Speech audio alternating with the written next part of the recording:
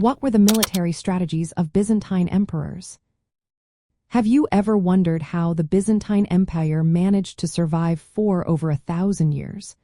The military strategies of Byzantine emperors played a vital role in this remarkable endurance.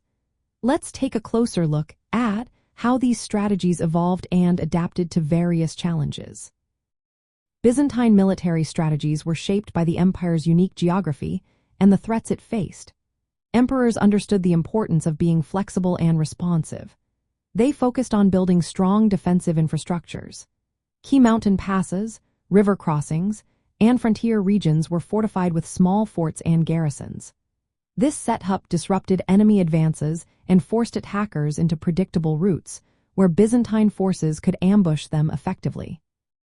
One notable shift was the move from heavy infantry to mobile cavalry units.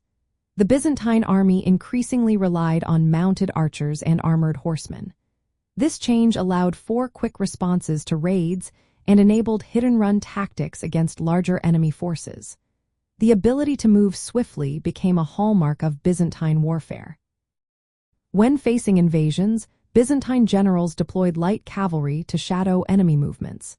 These units harassed supply lines and prevented smaller raiding parties from breaking off. This strategy minimized plundering and kept invaders concentrated, making them easier to confront in pitched battles.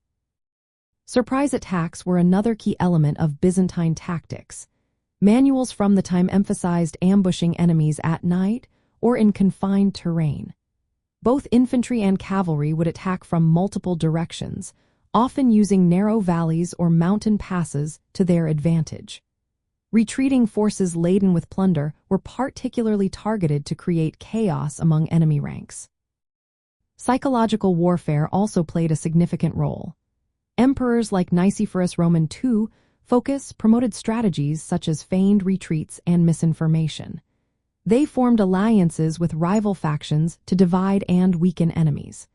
Displays of strength and sudden counter-raids into enemy territory pressured adversaries to withdraw. The Byzantine Empire was not afraid to adapt to foreign tactics.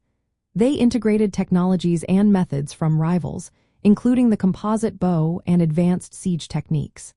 Continuous training ensured that troops mastered a variety of combat styles, from open-field cavalry charges to effective siege defense. When direct military action was not feasible, emperors often turned to economic and diplomatic strategies. They used tribute payments or negotiated alliances to buy time or redirect threats.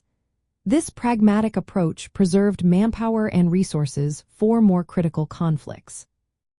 Overall, Byzantine military strategies prioritized sustainability over decisive battles. The emphasis on intelligence, mastery of terrain, and the use of hybrid forces had a lasting influence on medieval warfare in Europe and the Near East. The legacy of these strategies continues to be studied and admired today.